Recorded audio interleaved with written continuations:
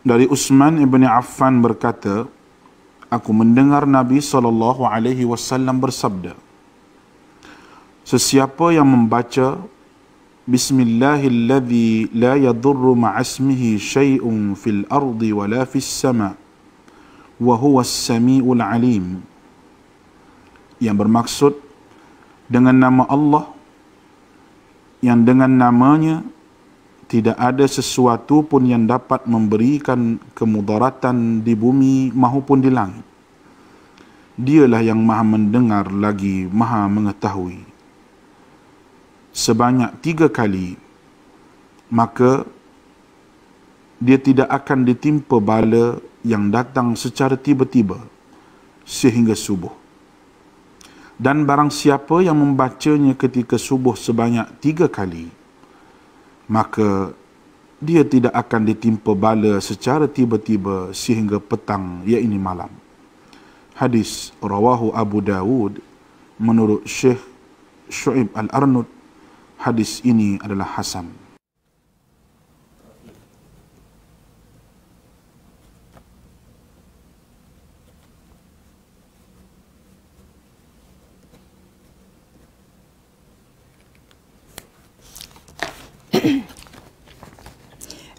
Bismillahirrahmanirrahim. Assalamualaikum warahmatullahi wabarakatuh. Salam sejahtera diucapkan kepada anak-anak pelajar yang dikasihi sekalian dan sesiapa juga yang sedang mengikuti program ini sekarang. Bersyukur kita kehadrat Ilahi kerana diberikan peluang dan kesempatan untuk kita mengisi ruang masa ini dalam tuition online Perlis Mengaji Fasa 3 untuk subjek Bahasa Melayu STPM. Baik, tuition ini dikenalikan oleh Majlis Agama Islam Perlis dan Jabatan Agama Islam Perlis dengan kerjasama Kerajaan Negeri Perlis dan Jabatan Pendidikan Negeri Perlis. Terlebih dahulu, cikgu perkenalkan diri. Nama cikgu ialah Cik Bahagia binti Mak Arsyad dari Pusat Tingkatan 6 MUK 2 SMK Syed Alwi. Baik, apa khabar semua? Semoga biasa bersiap sedia terhadap pelajaran. Walaupun hari ini sudah masuk hari ke-44, kita bercuti kerana wabak COVID-19. Baik, alhamdulillah. Hari ini cikgu ingin berkongsi ilmu tentang bahasa Melayu semester 2. Kodnya ialah 91-2.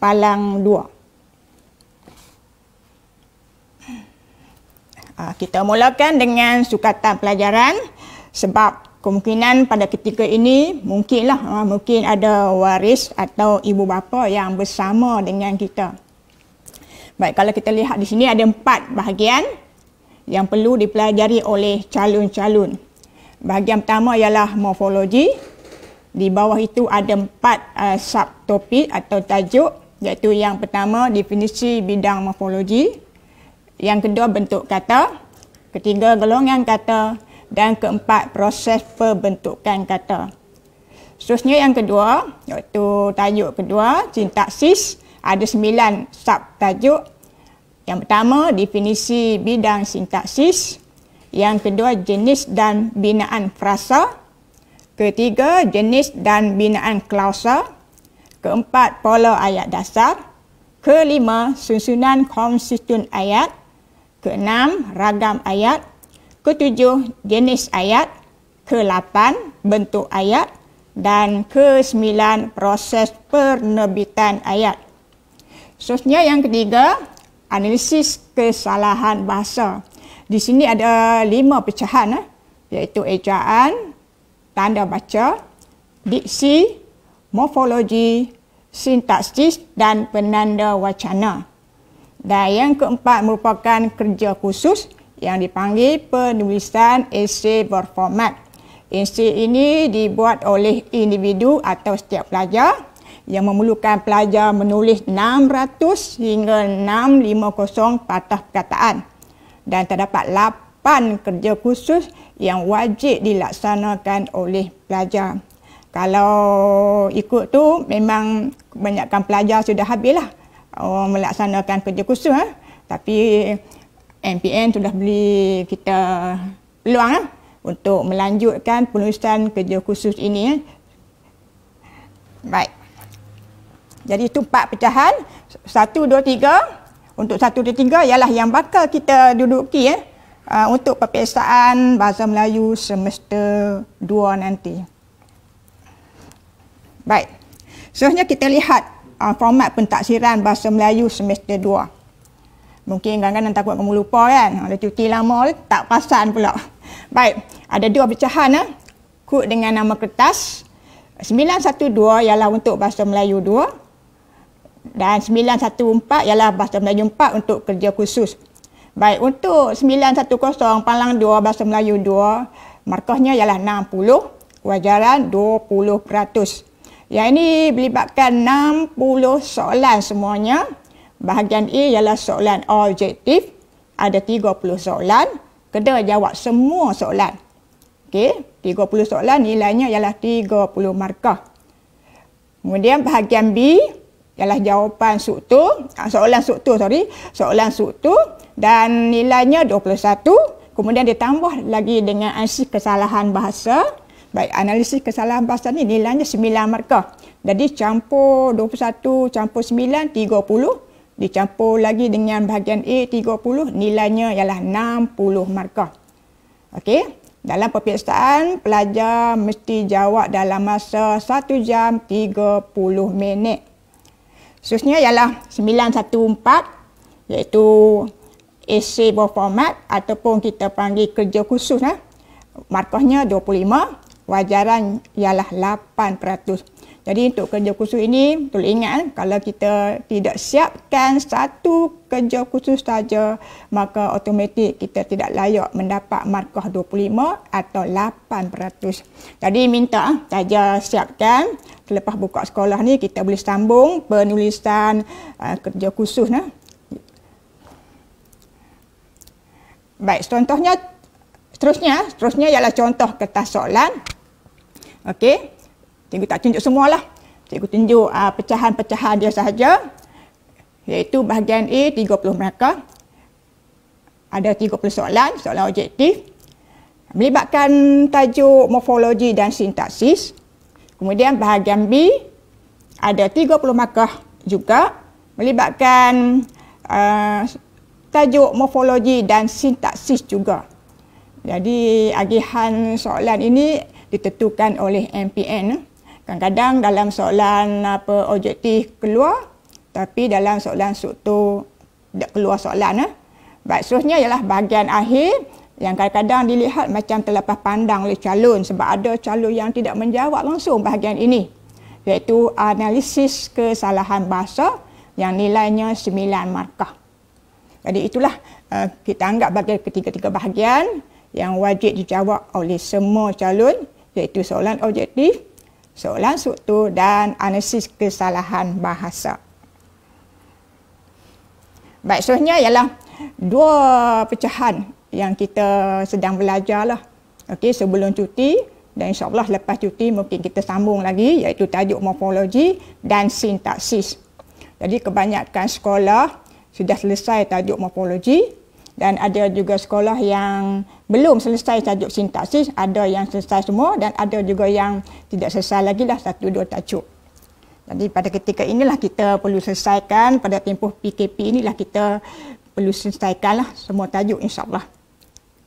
Baik, anak-anak sekalian, pada hari ini, pada tengah hari, pukul 12, cikgu akan fokus tentang tajuk 27, jenis ayat. Baik, sebelum kita meneruskan slide-slide seterusnya, kita kena tahu hasil pembelajaran. Kalau kita mengetahui hasil pembelajaran, bolehlah kita bersiap sedia dengan pelajaran atau pengajaran yang akan disampaikan oleh guru-guru. Seolah kita dapat menekalah soalan yang mungkin bakal dikeluarkan dalam peperiksaan sebenar. Baik, kita teruskan. A ialah mengenal pasti dan membezakan ayat mengikut jenis. Yang ni kamu kena ingat ni. Jenis ayat dalam bahasa Melayu. Okey? Dan B, membina pelbagai jenis ayat dengan betul.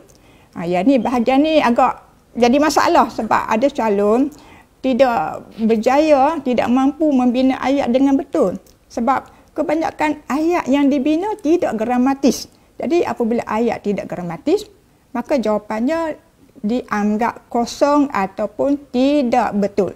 Jadi kita kena hati-hati pembinaan ayat ini supaya kita dapat membina ayat dengan betul. Tak perlu panjang-panjang, pendek pun sudah memadai. Baik. Jadi sekarang kita perincikan tajuk 2.7 jenis ayat. Penjenisan ayat dibuat berdasarkan intonasi dan tujuan ayat itu diucapkan.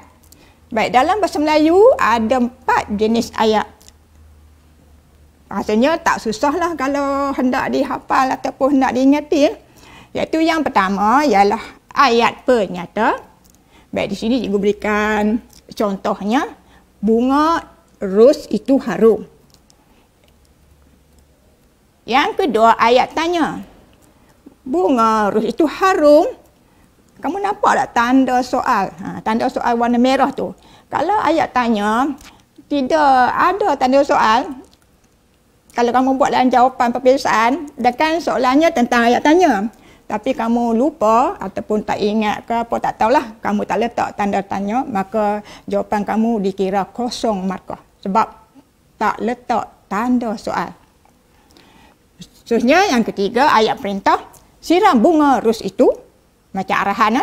Bunyi pun macam arahan. Dan yang keempat, ayat seruan. Baik, ayat seruan ni, lebih kurang teknik menjawabnya macam ayat tanya. Sebab dia ada tanda seru pada akhir ayat. Contoh ayat, wah harumnya bunga ros itu. Jadi kalau soalan bertanyakan ayat seruan, macam tadilah ayat tanya, tiba-tiba kamu terlupa letak tanda seru, maka jawapan kamu dikira kosong markah sebab tidak tepat, sebab tidak menunjukkan ayat seruan yang wajib ada tanda seru.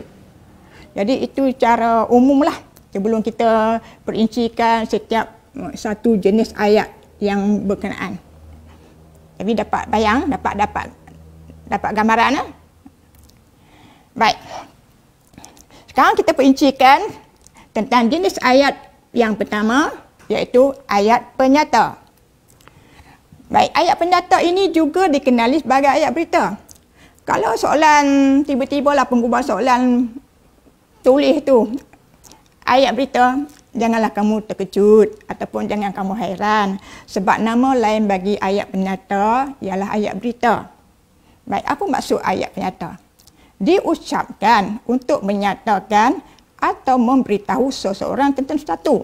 Kita nak maklumkan sesuatu, kita nak maklum kepada orang tentang sesuatu perkara dan bertujuan untuk melaporkan hal tentang apa-apa saja. Dalam bahasa Inggeris kita panggil statement lah, kita bagi info lah, informasi. Baik, seterusnya yang keempat diucapkan dengan intonasi menurun pada akhir ayat. Dia macam slow lah sikit, akhir tu slow. Baik, ada 3 contoh diberikan di sinilah. Sebenarnya senang, tak susah pun. Baik, bina ayat paling pendek pun tak menjadi masalah. Okay. Husna pelajar di tempat cempaka. Lebih kurang macam itulah, intonasi menurun.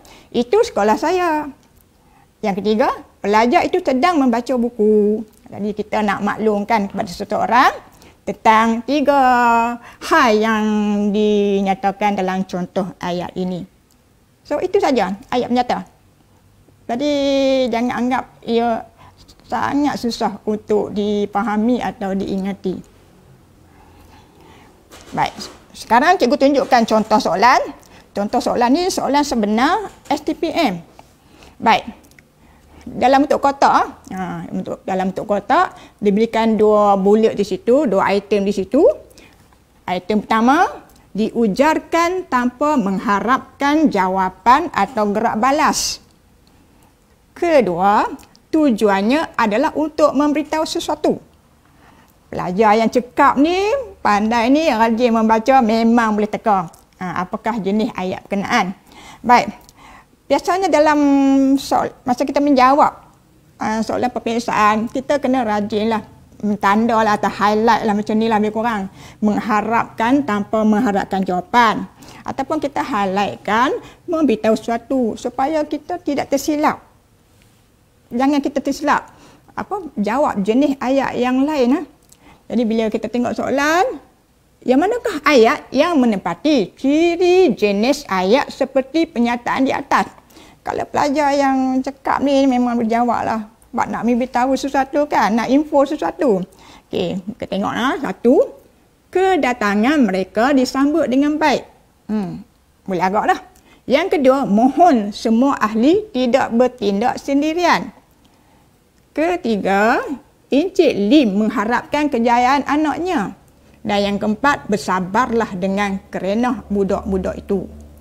Okey, jadi kalau pelajar yang rajin sikit kan, dia akan letaklah sebelah kotak tu penyata sebab dia nak make sure diri dia nanti dia jawab dekat item 1, 2, 3, 4 dia tidak silap lah. Sebab dia tahu dia akan cari ayat penyata. Jadi contohnya nombor 2 tu pelajar tu tahu lah itu ialah ayat perintah. Bila mereka tahu itu ayat perintah, mereka pun buat tanda palang. Tanggungjawab nombor 2. Okey. Tanda siap-siap. Nanti tersilap pula. Kemudian mereka tengok yang keempat, ayat perintah juga. So, mereka buat tanda palang juga. Jadi, bila kita buat tanda palang dua-dua, kita nampak yang jelas pada penglihatan kita ialah 1 dan 3. Jadi, kita akan bulatkan 1 dan 3 dan kita hitamkan pada kertas soalan objektif. Sebab ada juga dijumpai lah. Pelajar ni sudah tanda jawapan betul. Tapi sebab dia tak buat tanda-tanda macam kerja lah, homework sikit lah. Kan, potong ke pangkah tak buat. Jadi bila dibuat dalam kertas jawapan objektif sebenarnya dia tersilap menandakan hitam pada ruang yang berkenaan. Jadi kita kena rajin sikit lah. Bawa lah pen highlight masuk ke dalam dewan pun tak apa. Tak kira lah warna biru ke merah ke hijau tak kira lah. Asalkan kamu nampak kamu tanda apa. Jadi conteng-conteng kertas soalan tu tak apa. Sebab kertas soalan tu kamu akan bawa balik kan. Bukan nak bagi balik kepada pengawas peperiksaan. Baik, itu contoh cara nak jawab soalan objektif. Kena rajin. Baik, selesai ayat perintah. InsyaAllah boleh ingat. Baik, seterusnya jenis ayat kedua ialah ayat tanya. Ayat tanya ni banyak sikit. Okay? Dan popular juga dalam soalan peperiksaan. Baik, ayat tanya ini bertujuan untuk mendapatkan tidak balas atau respon, iaitu jawapan tentang sesuatu yang ingin diketahui oleh orang tanya. Bila orang tanya, mestilah kita kena jawab kan? Okey, intonasinya pada akhir ayat tu agak tinggi. Dan yang ni kena ingat, wajib ada tanda soal pada akhir ayat. Tadi cikgu dah terangkan pada awalnya, kalau tidak ada tanda soal pada ayat penyata, maka markahnya kosong. Boleh? Baik, seterusnya terdapat 2 jenis ayat tanya. Yang pertama, ayat tanya tanpa kata tanya. Dan yang kedua, ayat tanya dengan unsur tanya. Yang ni kena ingat betul-betul, takut tersilap. Nanti kalau soalan tanya, ayat tanya tanpa kata tanya, kamu pergi bagi contoh ayat tanya dengan unsur tanya. Dan sebaliknya. Nanti tak mahu, kita kena tengok betul-betul. Baik, kita perincikan. Yang pertama, ayat tanya tanpa kata tanya. Yang ini sebenarnya asalnya ayat penyata. Okey? Ayat penyata asalnya. Tapi apabila kita letak tanda soal di hujung, automatik ayat penyata itu bertukar menjadi ayat tanya. Cuba tengok contoh nombor 1. Mereka pelajar sekolah itu, ni ayat penyata lah. Tiba-tiba kamu letak tanda soal, terus jadi ayat tanya tanpa kata tanya. Mereka pelajar sekolah itu, ataupun Datuk sakit, tu ada nada lah, itu nasi dia. Jadi kalau jawapan macam ni, dijawab dengan betul, maka dapatlah markah. Dan juga, ingat boleh juga ada letak kah.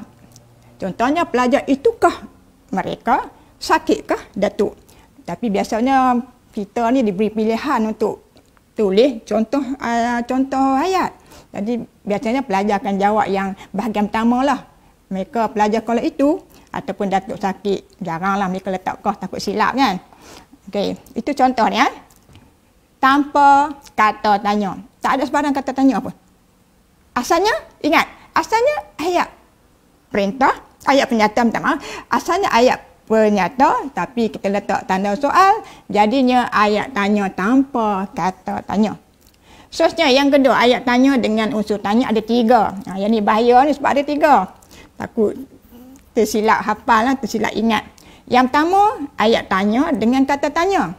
Yang ni dia ada bagaimana, bila, berapa, kenapa atau kenapa. Kamu hafal satu cukuplah. Kalau kamu susah nak hafal banyak-banyak, takut keliru ke, takut jadi cacat marbom, hafallah bagaimana. Mana-mana lah. Bagaimana ke, bila ke, mana-mana. Yang kamu rasa mudah. Jadi, kadang-kadang secara otomatiknya kamu akan tahu kata tanya yang lain. Okey? Kadang-kadang pelajar buat macam ni, 5W1H. Tapi hati-hati dalam 5W1H tu, what, why, when, why tu kan. Atau how tu kan. Tu. Tapi hati-hati sebab ada sedikit sebenarnya tak masuk dalam ayat tanya dengan unsur tanya lah. Okey, kita tengok, kita nampak. Baik, contohnya, kesihatan kamu bagaimana? Atau bagaimanakah kesihatan kamu? Yang kedua, peperiksaan akhir bila? Bilakah peperiksaan akhir? Baik, untuk binaan ayat tanya ini tolong hati-hati ya. Sebab penggunaan kah tu yang selalu pelajar terlepas pandang atau tersilap. Binaannya macam ni, kesihatan kamu bagaimana? Jadi tidak ada tanda kah. Tapi apabila kamu hendak gunakan kah, kamu kena guna pada awal ayat. Bagaimanakah? Baru betul. Kadang-kadang kalau kamu jawab macam ni lah, ini salah. Kesihatan kamu bagaimanakah? Salah. Atau bagaimana kesihatan kamu? Itu yang salah binaan ayat tanya lah. Ingat, kah apabila hendak gunakan, pastikan di hadapan ayat atau awal ayat. Boleh? Hati-hati ya, cikgu dah tanda merah tu, mesti kamu nampak kan? Baik, seterusnya yang kedua, ayat tanya dengan kata ganti nama diri tanya. Yang ni tak susah sebenarnya. Yang ni kita dah belajar dalam golongan kata, iaitu di bawah kata nama. Di bawah kata nama tu kan ada pecahan, antaranya kata ganti nama diri tanya. Jadi, tentulah kita ingat kan, iaitu apa, siapa, mana. Ada lupa apa? Apa, siapa, mana? 3 saja. Kata ganti nama diri tanya. Okey? Di sini cikgu bagi 3 contoh ayat lah. Bungkusan itu apa? Apakah bungkusan itu? Lelaki itu siapa? Siapakah lelaki itu? Dan yang ketiga, budak itu mana? Manakah budak itu? Jadi kalau jumpa apa, siapa, mana, otomatik kamu kena tahu, kena kenal. Ia ialah ayat tanya dengan kata ganti nama diri tanya. Jelas? Baik, C. Yang ni pun bermasalah juga sebenarnya. Ayat tanya dengan frasa sendi nama tanya. Pastikan ada kata sendi dalam tu. Barulah dia jadi frasa sendi nama tanya. Sebenarnya banyak. Di sini cikgu tunjukkan dari mana, di mana, ke mana, dengan siapa, untuk siapa, sejak bila, seperti mana dan lain-lain. Sebab banyak. Jadi nak mudah tu kita hafal yang mudah lah. Biasanya pelajar hafal yang simple-simple aja, yang mudah aja. Dari mana, di mana, ke mana. Itu aja. Sebab soalan STPN ni dia nak satu contoh ayat saja, tak banyak. Okey? Baik, cikgu bagi 3 contoh ayat di situ. Kamu datang dari mana? Okey? Atau dari manakah kamu datang? Yang kedua, hadiah ini untuk siapa? Untuk siapakah hadiah ini? Dan yang ketiga, dia tidak hadir sejak bila? Atau sejak bilakah dia tidak hadir? Nanti cikgu nampak, cikgu nak tunjuk ni cara penulisan kah tu duduk di mana, supaya kamu dapat perhati, jangan tersilap pula nak tulis kah tu, partikel kah tu. Sebab kalau salah tulis, jawapan kamu tu tidak diterima, kosong markah. Okey, sekarang jelaslah 3 jenis ayat tanya dengan kata tanya. Baik, so cikgu turunkan dalam bentuk carta alih lah, peta minda atau kita panggil peta item lah. Supaya pelajar yang dia ni malas ke ataupun tengok buku rujukan tebal sangat, takut dah nak baca. Jadi seelok-eloknya pelajar yang macam ini, yang takut tu, yang tergabra tengok buku rujukan tebal, baiklah kamu buat dalam bentuk syarta ahli atau peta minda supaya kamu dapat hafal lah, dapat ingat dengan mudah. Jadi saat-saat sebelum pembiasaan tu, seminggu dua tu, kamu dah rasa takut tengok buku tebal sangat, kamu boleh tengoklah carta alih yang telah dibuat oleh kamu lah. Kalau rasa carta alih cikgu tak cantik, kamu buatlah sendiri bagi cantik. Okey, jadi situ kita turunkan ayat tanya dengan unsur tanya. Yang tadi lah. Yang tadi ni cikgu turun balik dalam bentuk carta alih. Okey? Jadi kamu buatlah macam mana sekalipun asalkan kamu faham. Jadi pada kotak pertama tu ayat tanya dengan kata tanya, cikgu bagi jenis-jenis kata tanya. Kemudian di bawah tu ialah contoh ayat. Bahagian kedua pun macam tu jugalah. Okey.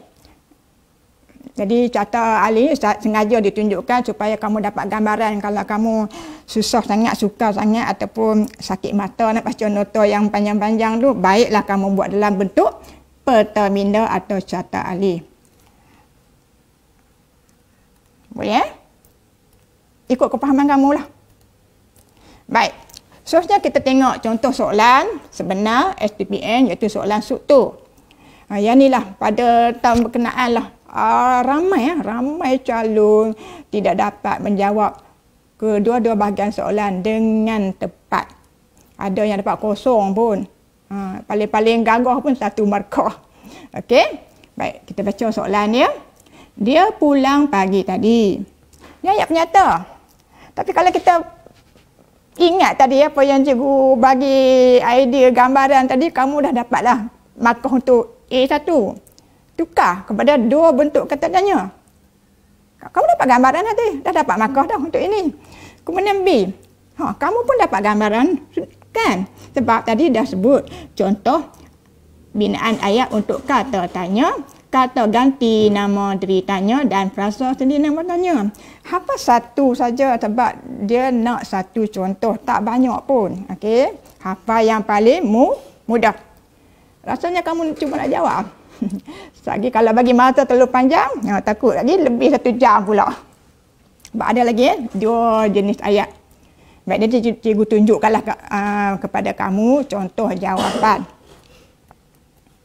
Baik, ini jawapan dia pulang pagi tadi. Tambah saja pandai soal. Tapi sayang pada tahun itu juga ada pelajar yang memang buat betul pun dia pulang pagi tadi tapi terlupa nak letak tanda soal. Jadi kita tak boleh terima jawapan tersebut. Kesian tak kesian ke tak boleh kira. Dan yang penting letak tanda soal, dapat markah. Dan yang kedua ialah pagi tadikah dia pulang. Dia pulang ni dia ialah subjek, pulang predikat. Pagi tadi keterangan. Jadi bawa keterangan, unsur keterangan ke depan, letak kah. Tadikah dia pulang. Ini kita panggil ayat tanya songsang lah. Nampak jawapan dia? Mana tahu kan, tahun ni keluar lagi ayat tanya. Jadi kita boleh jawab dengan elok. Seterusnya yang bahagian B dengan kata tanya. Kan tadi sudah hafal tu. Bagaimana, bila, berapa kan. Dia nak satu contoh saja. Jadi kita ambillah contoh yang kita boleh ingat tu. Cuti sekolah bila? Atau bilakah cuti sekolah? Yang kedua. Dengan kata ganti nama diri tanya. Kita ada 3 kan tadi. Apa, siapa, mana. Pilihlah mana-mana yang kamu berkenan atau yang kamu ingat. Contoh di sini, lelaki itu siapa? Atau siapakah lelaki itu? Baik, yang ketiga. Frasa sendiri nama tanya. Kan banyak tadi kan, di mana ke mana kan. Dari mana, kamu ingatlah mana yang asal mudah. Jadi contoh jawapan, kamu tinggal di mana? Di manakah kamu tinggal? Okey. Baik, mari kita tengok kesilapan calon. Tadi sebut dah, nombor 1. Tiada tanda soal. Minta maaf ya, kalau soalan bertanyakan ayat tanya, kamu terlupa hendak letak tanda soal pada hujung, memang tidak ada maaf. Cikgu rasa mungkin kamu tak sempatlah calon-calon berkenaan, tak cukup masa agaknya untuk semak semula lah. Okey, jadi jangan buang masa sangatlah untuk menjawab soalan struktur. Baik, yang kedua, tidak tahu penulisan kata tanya.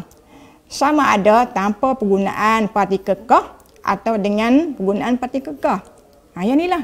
Contoh macam ni lah. Cuti sekolah bilakah? Letak di ujung, habislah. Atau bila cuti sekolah? Tak letak kah pula kan?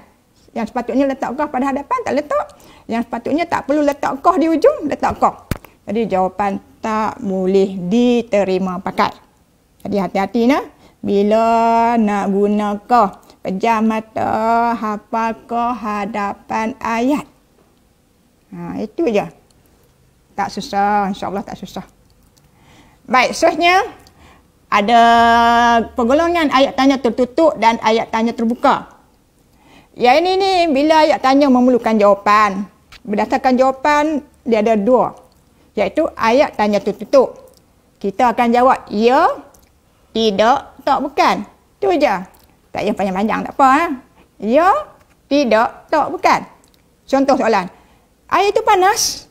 Jawablah ya, tidak. Tak tulis panjang-panjang pun tak apa kan. Okey. Adakah air itu panas? Kalau kita nak letak partikel-kah. Dia berapa ahli? Jawablah ya, tidak, bukan. Itu je. Orang faham lah. Walaupun pendek macam tu kan. Baik, seterusnya ayat tanya terbuka. Yang ini berupa jawapannya berupa penjelasan atau penerangan. Jadi dia guna kata kunci, kata tanya. Ada apa, bagaimana, berapa, bila, kenapa, mana, siapa dan lain-lain lah. Banyak sangat. Jadi kita nak jawab dalam soalan tu tak perlulah banyak kan. Satu cukuplah yang kita ingat. Baik, contohnya. Kamu datang dari mana? Dari manakah kamu datang? Pada ketika inilah calon ramai jawab. Kamu datang... kamu tinggal di mana? Okay, kamu tinggal di mana? Ada calon guna partikel kah? Dia kata, di manakah kamu tinggal? Yang tu soalan, apa jawapan yang paling popular dalam soalan peperiksaan pada tahun berkenaan lah. Baik, yang kedua, dia tidak hadir sejak bila? Atau sejak bilakah dia tidak hadir? Jadi sekarang, kamu hafal lah, kamu ingat lah, kamu bina lah ayat tanya yang mudah untuk diingati. Janganlah bina terlalu panjang. Tak siapa suruh bina panjang pun. Tak pergi bina panjang, ayat jadi tidak gramatik. Pemeriksa tak faham. Apa pun kamu tak dapat kan. Jadi jangan kamu ingat dalam kepala otak kamu nak kena bina ayat panjang-panjang. Kita tak perlu yang tu. Okey? Takut salah. Baik. Seterusnya contoh soalan. Ini soalan objektif lah. Okey, yang manakah contoh yang betul bagi ayat tanya tertutup terbuka? Jadi macam tadi soalan objektif yang pertama tu kan cikgu suruh kamu rajin lah, tanda lah, buat keluar lah pen, highlight kamu warna apa pun tak kira lah kan. Jadi kita highlight lah ayat tanya tertutup dan kita highlight kan tanya terbuka sajalah. Kita nak bagi kita yakin dengan jawapan kita walaupun dalam kotak tu dah ada lah kan, tak apa. Baik, kamu tengok soalan dia. Kamu bacalah ayat tanda tertutup. Tetamu kehormat itu sudah tiba. Sudah tiba. Kamu jawab ya atau tidak. Betul kan? Cuba tengok sebelah tu. Bukankah kawalan biologi itu baik untuk dilaksanakan? Kamu jawab apa? Bukankah? Kalau jawab bukan, dah jadi ayat tanda tertutup. Maka bahagian kedua tu sudah salah. Bukan ayat tanda terbuka. Jadi kamu pun pangkah. Kamu potong. Jangan jawab. Baik, seterusnya B. Bilakah? Bilakah? Bila-bilakah takkan nak jawab ya tidak kan? Mesti kamu nak beritahu tarikh. Minggu lepas ke? Hari ini ke? Jadi kamu dah tahu dah. Yang tu salah. Potong. Yang kedua tak payah baca. Lagi buang masa. Baik. Tengok C pula. Petani diberi subsidi lagi? Jawab. Ya, tidak. Okey. Right, betul. Siapakah yang membenarkan dia masuk? Siapa? Siapa? Dia tanya siapa. Jadi, mestilah jawab. Pengetua ke? Guru ke? Kerani ke? Kamu pun boleh jawab secara terbuka, bebas nak jawab apa saja. Okey, kamu yakin dah jawapan C tu. Kemudian kamu sajalah nak tengok lagi D kan. Okey, sudahkah bantuan disalurkan untuk pelajar miskin? Sudahkah? So, kita jawab ya, sudah kan? Okey, betul. Baik, di sini. Di sinikah kejadian ragut berlaku? Nak jawab apa? Di sinikah? Iyalah. Iya atau tidak? Sahih, salah. Maka kita pun potong. Maka kita yakin jawapannya ialah C.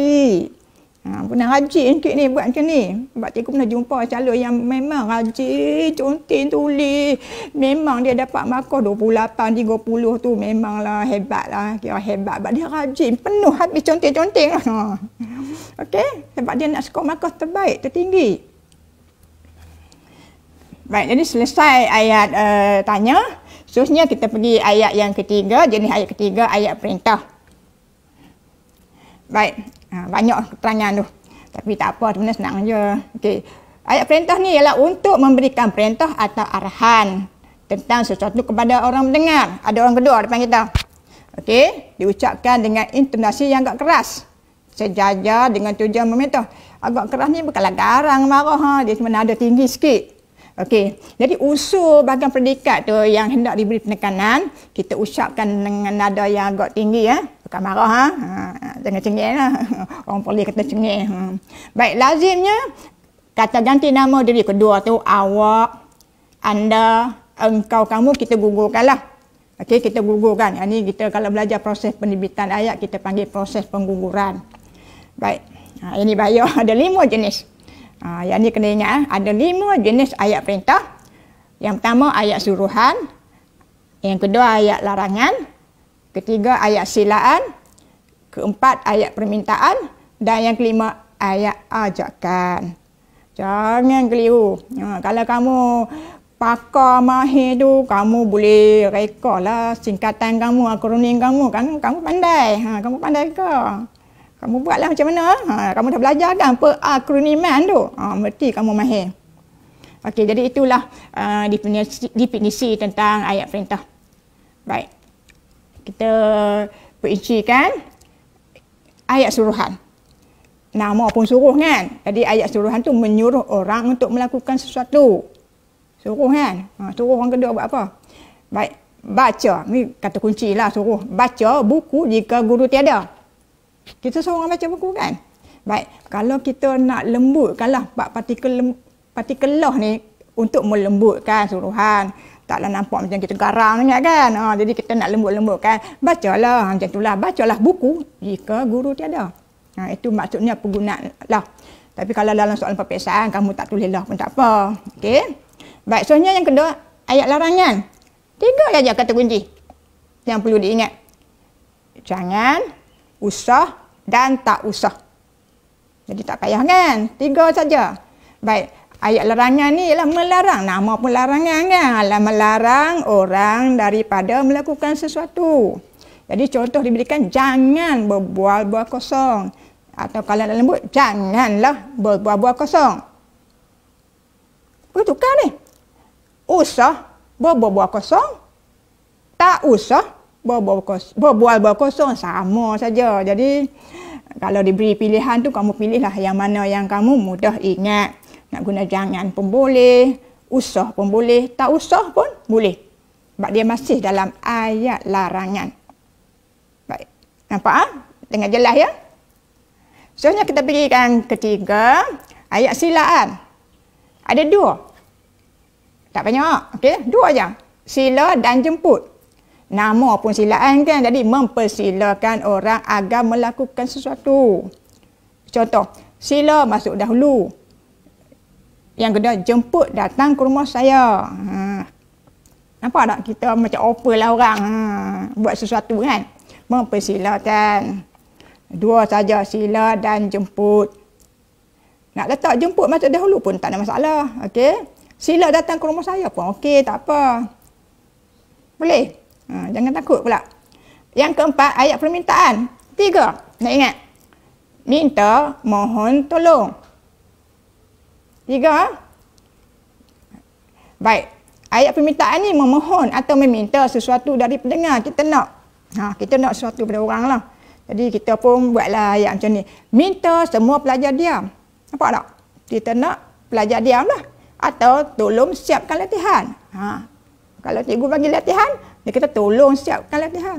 Kalau nak bagi lembut, tolonglah. Tu nada Melayu lah. Tolonglah siapkan latihan. Okey. Maklumlah bulan puasa, lagi pelajar guna alasan puasa tak larat pula nak buat latihan. Tak maaf. Okey. Baik, seterusnya I yang kelima. Ayat ajakan. 3 juga kata kunci. Ayuh mari dan jom. Jadi ini perintah ni, ayat perintah ajakan ni diucapkan dengan sopan lah, bukanlah kata lembut lembat sangatlah. Okey, lembut lah juga kan. Okey lah, adik-adik kategori itulah. Okey, baik. Contoh dia. Ayuh kita ke rumahnya.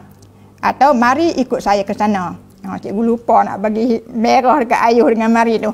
Jadi kita boleh tukarlah, nak kata ayuh kita ke rumahnya pun boleh, mari kita ke rumahnya pun boleh, jom kita ke rumahnya boleh. Tiga-tiga ni ialah ayat ajakan. Tak kisahlah kamu letak ayuh ke mari ke jom, okey? Asalkan ayat kamu betul dah. Jangan ayat kamu salah. Kalau ayat kamu salah memang kosong markah lah. Sebab takut nanti jadi nada lain pula. Okey? Jadi hafal ayuh, mari dan jom. Baik, takat ni jelas 5 jenis ayat perintah dengan contoh-contohnya sekali. Baik, jadi ini cikgu turunkan dalam bentuk macam tadilah, cikgu turun dalam bentuk peta, minda, catat alih supaya kamu nampak dengan jelaslah. Kalau kamu rasa nak buat yang lebih molek ke, cantik ke, ada lekuk sana lekuk sini, suka hati kamulah. Sebab ini cuma contoh. Okey, contoh untuk memudahkan pelajar yang tadi cikgu ulang dia lagi, macam takut sangat tengok buku tebal kan. Jadi kurang-kurangnya taklah jadi tebal kan. Nipis bila nak periksa minggu duk, Allahu Akbar, taklah banyak aku nak baca kan. Sikit je. Okey, sikit saja. Dah letaklah kala-kala bagi nampak lawa. Jadi perturunkan tadi 5 jenis ayat perintah beserta dengan contohnya, kamu buatlah warna-warna ke tanda lah. Okey, jelas. Senang je nak buat ni, pakat-pakat lah. Ni dalam COVID-19 ni kamu boleh buat ni perbincangan sesama kawan. Kamu kan ada telefon bimbit, bolehlah guna Telegram ke, WhatsApp ke. Ada tengah tu ada Google Classroom kan, boleh juga. Ataupun kalau cikgu tu rajin buat handout meet tu kan, boleh juga kamu sembang-sembang tu. Kalau cikgu terlupa nak remove kamu kan, sebab ada tengah-tengah pelajar cikgu lupa nak remove mereka daripada meet tu. Mereka pun ambil kesempatan berbual-bual lah dalam hangout meet tu. Sebab apabila cikgu dah keluarkan kamu daripada hangout meet tu, kamu tak boleh nak chatting-chatting dah kan. Jadi pandai-pandailah kamu guna saluran apa pun tak apa. Guna SMS pun tak apa. Tak ada masalah. Okey? Gunakan bulan. Boleh study ni cara berkumpulan. Bukan ada alasan lah kita bercuti panjang macam ni, kita tak mau buat aktiviti berkumpulan. Okey. Baik, seterusnya kita tengok contoh soalan. Jadi bentuk macam ni ya. Ada 2 pecahan, ayat jenis ayat. Tolong pindahkan beg itu ke situ. Engkau bawalah adikmu ke kedai buku. Yang ketiga, jemput datang ke rumah saya besok. Dan keempat, usahlah kau rapat dengannya. Di sebelah tu kamu kena pilih. Adakah dia jenis ayat larangan ke, permintaan ke, silaan ke, suruhan? Tapi kan, nak beritahu, kalau kamu memang jenis memang hafal dan ingat, fahamlah sekali ya. Kamu akan tanda ni, usahlah. Aku belajar usahlah tadi, ada usah. Tak usah, jangan ni. Ayat larangan. Kamu pun buat arrow. Kamu buat arrow, kamu terus halau ke pi. Dan kamu tengok pula bawah tu. Yang manakah padanan yang betul antara contoh ayat dengan jenis ayatnya? Tengok-tengok.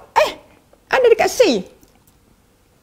Api tu, empat tu ada kat P, kamu pun Allah Akbar senang lari sikit. Bulut cikgu tu. Kamu suka dekat C sebab soalan STPN ni dia ada arah dia, ada yang suka tapi tak banyak, sederhana, yang banyak dan mudah. Jadi ada soalan dibuat mudah untuk pelajar-pelajar yang lambat pick up lah. At least sekurang-kurangnya mereka dapat jawab lah daripada tak dapat jawab langsung. Jadi soalan macam ni memang mudah amat-amat. Pelajar yang memang cemerlang tu memang tengok-tengok Allah, kenapa senang? Kamu kena ingat, bukan untuk kamu, tapi untuk pelajar yang lambat pick up lah, lambat boleh sikit. Jadi tengok senang kan. Yang lain-lain kamu nampak lah kan. Satu Q, tolong, tolong, minta jemput, silaan. Okey, insyaAllah tak mudah soalan ni sebenarnya. Kamu yang susah. Baik, seterusnya soalan struktur. Yang ni pun masalah ni. Baik, dalam bentuk jadual, ada permintaan P, dia buat P saja. Contoh ayat, sila jawab soalan ini. Nampak dah sila tu, dah tahu dah. Larangan, tak usah menangis lagi. Suruhan, buka pintu itu, ajakkan dia tandakan Q. Dia ada soalan. Berdasarkan jadual di atas, namakan jenis ayat perintah menipi. Mudah je. Dah hafal tadi kan. Kalau buat akronim, nanti boleh jawab. Kalau sila kan, pasti dah jawab dah sila ni. Baik, B, satu ayat perintah. Kamu kena bina ayat perintah yang sesuai untuk ajakkan Q. Okey. Mari kita tengok. Apa jawapan dia? Nak bagi kamu masa. Sekejap lagi jadi panjang pula. Baik, cikgu tunjukkan sebab cikgu nak bincang pasal kesilapan calon. Baik, kita jawab ayat silaan. Sebab ada tila. Okey. B, pilih. Ayuh kita pergi ke sana. Ataupun jom kita ke dewan, ataupun mari ikut saya ke kedai buku. Jadi pilihlah yang mana-mana kamu ingat dan tahu. Okey? Pendek? Tak boleh panjang? Dapat? Nanti heran pula. Bolehkah jawapan pendek macam ni? Memang boleh. Kalau panjang nanti salah pula. Baik, seterusnya kesilapan calon. Istilah salah. Yang ni lah cikgu pun tak tahulah mana mereka jumpa istilah ni untuk ayat silaan ni. Ini memang jawapan calon betul ni. Bukan kata main-main ni. Okey. Pernah dengar ayat persilaan? Tiba-tiba datang persilaan. Paling teruk bersila. Ini hafal tak betul lah ni. Ataupun main sekat jarang. Ingat sila tapi tak pasti istilah. Jadi tolong hati-hati. Istilah mesti tepat. Okey. Yang kedua, tidak tahu contoh ayat perintah. Hentam je tulis. Okey. Hentam je tulis. Okey. Yang kedua, tulis perkataan saja. Okey. Tahu tulis perkataan saja macam mana? Soalan tanya, bina ayat. Satu ayat. Ada calon tulis ayuh. Itu saja. Mari. Jom. Adakah itu ayat? Ayat tak lengkap. Tak boleh panggil ayat lah. Sebab dia bina ayat. Bukan bina perkataan. Okey. Kalau ayuh, jom, mari ni satu perkataan. Ni satu. Kalau dia ada macam subjek predikat tu, barulah kita panggil ayat. Yang ni biasa ditemui calon tak berapa pasti penggunaan istilah-istilah macam contoh perkataan, contoh frasa, contoh ayat. Kamu kena cekap. Kalau kata contoh perkataan tu apa, contoh frasa apa, contoh ayat apa, contoh klausa apa, kena cekap. Kamu kena katam. Bukan saja kita nak katam Al-Quran pada masa bulan puasa. Kita nak katam berkaitan dengan ilmu keduniaan. Belum kena nak katam juga sebab nak jawab dalam perbiasaan kan. Okey Jadi kenalah seimbang kedua-duanya. Okey, nampak? Jadi jangan main-main, tak boleh cincai-cincai nak jawab soalan ini.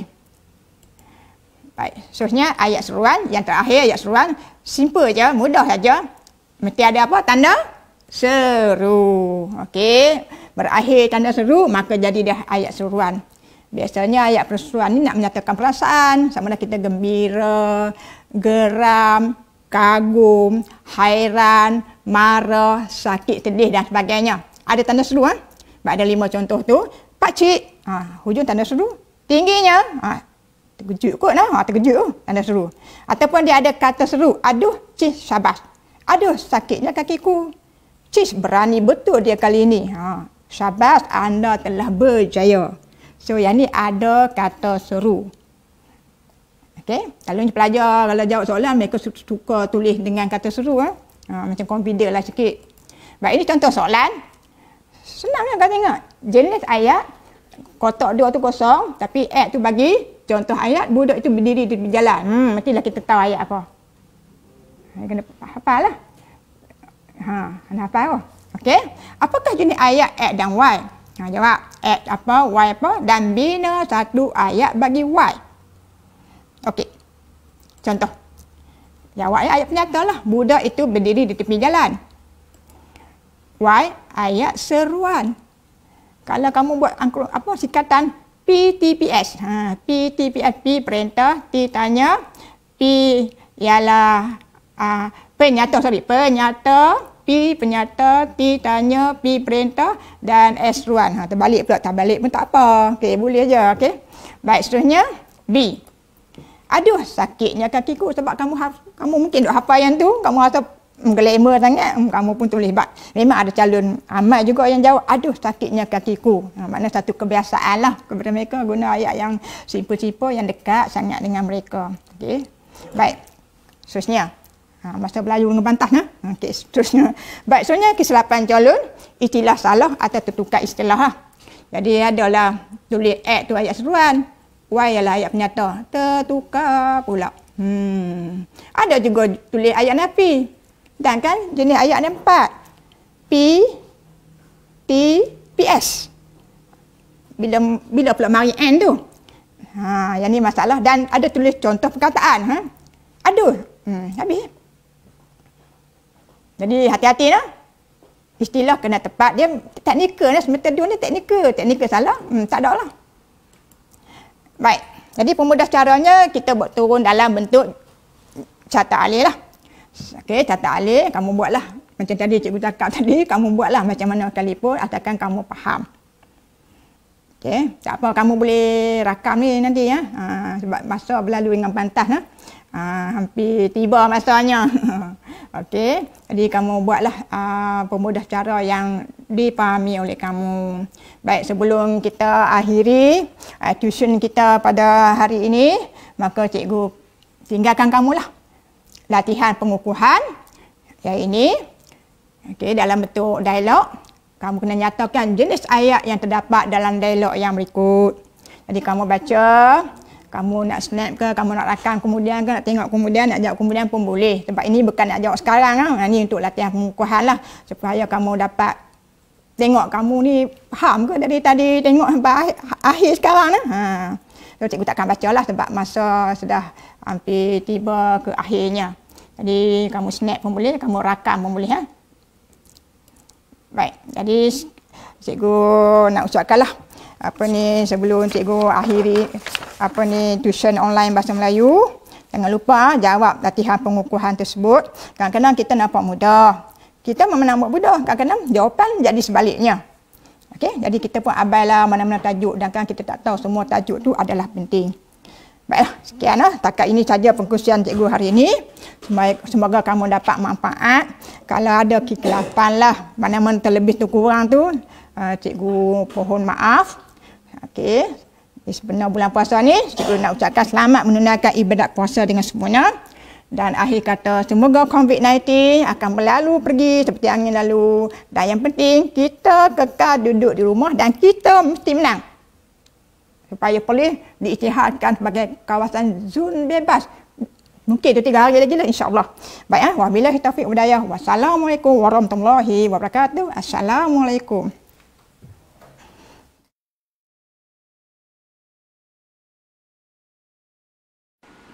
Daripada Anas bin Malik radhiyallahu anhu berkata, Nabi SAW pernah berdoa, Allahumma inni a'udzubika minal barasi wal jununi wal juzami wa min sayil asqam. Ya Allah, aku berlindung denganmu daripada penyakit sopak, penyakit gila, penyakit kusta dan penyakit-penyakit yang buruk. Hadis diriwayatkan oleh Al-Imam Abu Dawud dengan sanad yang sahih.